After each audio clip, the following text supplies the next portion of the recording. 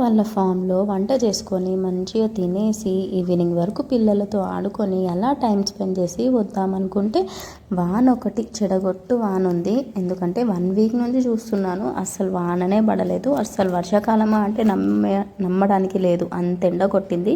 ఇంకా అత్తయ్య వచ్చారు ఊరు నుంచి.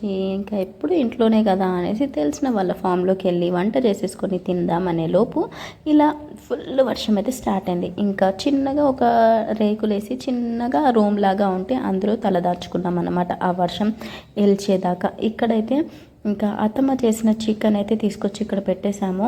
రైస్ అయితే అసలు కుక్ అవ్వలేదు. ఇంకా చేసే పని ఏం లేదు అనేసి వర్షం మొత్తం తగ్గిన తర్వాత మళ్ళీ స్టార్ట్ అయిపోయాం. ఇంటికి వచ్చిన తర్వాతే అది తిన్నాము.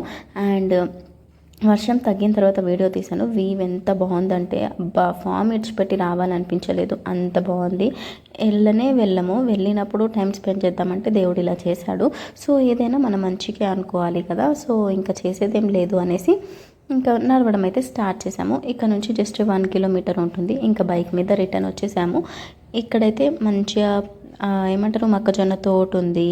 అందులోనే చిన్న చిన్నగా కూరగాయలు అవి ఇవి అన్నీ ఉన్నాయి. వచ్చేటప్పుడు కొన్ని తీసుకొచ్చుకుందాం అనుకున్నాను, కానీ అస్సలు కుదరలేదు ఈ వర్షం చేయబట్టి. ఇంకా అత్తయ్య పిల్లలు అయితే బయలుదేరిపోయారు.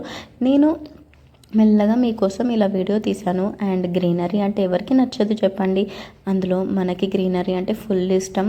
అలా ఎప్పుడైనా బయటికి వెళ్ళినప్పుడు ఇలాంటి చిన్న చిన్న వీడియోస్ క్యాప్చర్ చేయడానికి ట్రై చేస్తాను. ఇంతకీ షార్ట్ మీకు నచ్చిందా? నచ్చితే like and subscribe. See you also.